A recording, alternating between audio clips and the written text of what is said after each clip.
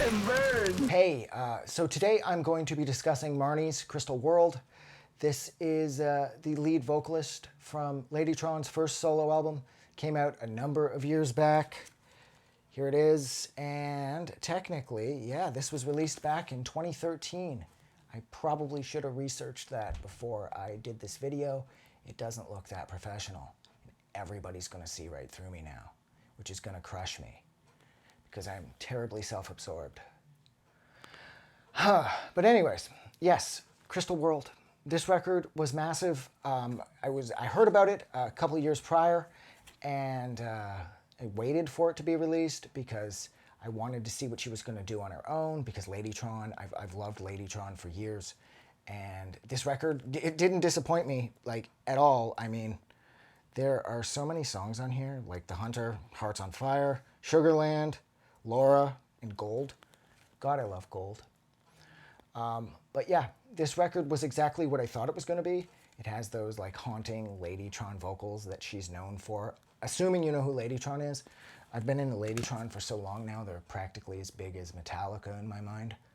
But nonetheless, if you know them, this does sound like a Ladytron record, and it doesn't.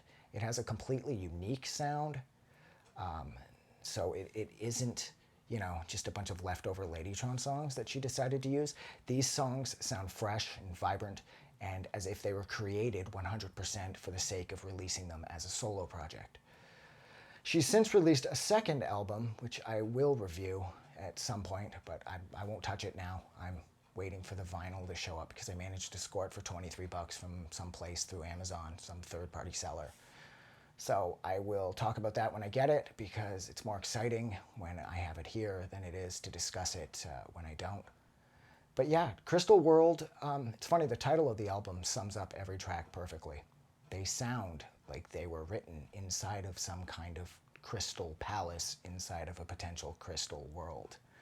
And of course, now I'm thinking of Mandy and how Nicolas Cage and his girlfriend Mandy lived on a crystal lake, which has nothing to do with Jason Voorhees, but nonetheless, now I'm thinking about crystals and how a lot of people believe in those things. And now I'm thinking about Barb from the Trailer Park Boys and how in one of the comeback seasons, she really got into crystals. And she had Julian and the rest, and Ricky and Bubbles, she had them all wearing crystals, and Bubbles didn't want to because the rock pile was calling him Harry Potter. And, okay, this has nothing to do with the record, sorry. So anyways, Crystal World by Marnie was perfect. It is perfect. Hearts on Fire is like, I think was the first single, or it's the single, and that song is incredibly catchy, and it stands up with the best of anything Ladytron has ever released, and yet it has carved out its own sound at the same time. Like I said, this is not rehashing Ladytron's sound or Ladytron's aesthetic in any way. This album sounds only like Ladytron because of Marnie's voice, of course, and the vocal phrasing and whatnot. It is very Ladytron-ish, but at the same time, this record is 100% unique, and it's its own product, and in no way is she borrowing from Ladytron in order to get this done. This is her on her own, kind of like spreading her wings and doing her own thing, while not straying too far from a formula that she knows works and that her fan base will definitely love.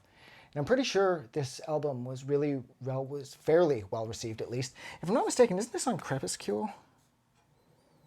Oh, maybe I got that wrong. No, yeah, it's on Crepuscule, which is wild, because in a bit I will be talking about Wim, or Vim, I don't know how to pronounce his name, Mertens, and he has released a number of albums through Crepuscule, namely everything that was summed up in the EMI box set for QUA. If 5 is part of 10, and if 5 is part of 10, and like Kier Wernam, and a bunch of other things I can't pronounce. But yeah, I thought it was very cool that Crepuscule decided to release this album.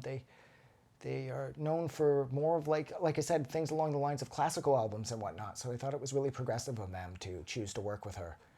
But yeah, I have talked way too long about this, so I am going to go. So thank you so much, and have a good night, guys. I just wanted to say thank you for making it through the entire video. I really appreciate it. And I'm going to remind everyone one more time, even though I've probably already done this in the video that you just watched, to please click the like button as well as the subscribe button, because it helps this channel grow.